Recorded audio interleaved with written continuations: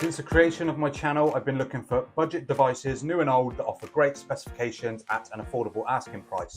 On the one hand, you have new budget devices that offer these great specs but sacrifice some key features, or the old flagships that offer most things consumers need but age holds them back.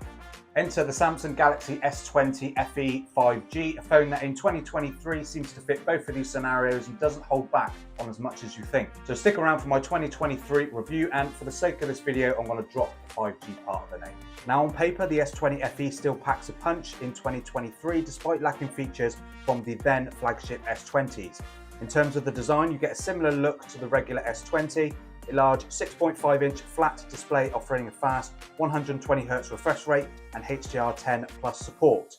Now while the S20 FE cuts back, as in the bezels that are noticeably thicker, 1080p resolution over the 1440 and a Gorilla Glass 3 instead of Gorilla Glass 6. But none of these are what you would class as a major downgrade even in 2023. The display is bright and punchy, and Samsung's implementation of One UI looks just as good on this as it does the flagships. There's also a pair of dual firing speakers for all-round content consumption. Now of course the S20 FE does skimp on a few other specs to keep the price down, and that does include the design. It uses plastic instead of glass, but to be fair, a lot of devices in 2023 do that anyway. Now of course plastic does have advantages, especially in this matte feel. It does resist fingerprints pretty well, and it tends to age better than glass over time. And despite this use of plastic, the S20 FE still offers full IP68 water and dust resistance, which is more than can be said for most 2023 budget phones. And where Samsung didn't skimp on is performance, the S20 FE uses the same Snapdragon 865 as the equivalent S20, and even in 2023 offers fast and reliable performance for all your needs. And the 7nm process node makes this pretty power efficient as well. And paired with a large 4500 mAh battery, endurance has proved great. The addition of wireless charging and reverse wireless charging is welcome as well.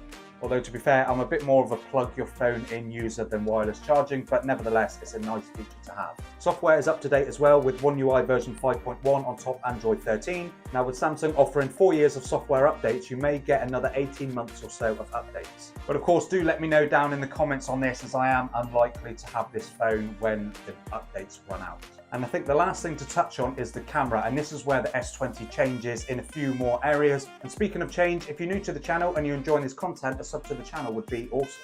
The S20 uses the same 12 megapixel f1.8 camera with optical image stabilization as the flagships, so yes, you can expect the same great results, including plenty of detail and Samsung's usual punchy photos, which I do really like, especially on a sunny day. The differences lie in the other two cameras. While the ultra-wide has the same 12 megapixel resolution, the difference is in the sensor and the pixel size. It is ever so slightly wider than the regular S20s, but most would struggle to see the difference. And results from the ultra-wide are also great, but of course the narrower aperture and smaller sensor lets in less light, and this is particularly noticeable in lower light situations. The biggest resolution difference is on the zoom camera. An 8 megapixel f2.4 sensor is far less than the 64 megapixel f2.0 on the S20. And photos are about what you'd expect from a lower resolution camera, with detail lacking the more you move to the edges of the photos. And photos from the selfie camera are pretty good too. Portrait mode does a good job at subject separation, so great for those that love a selfie.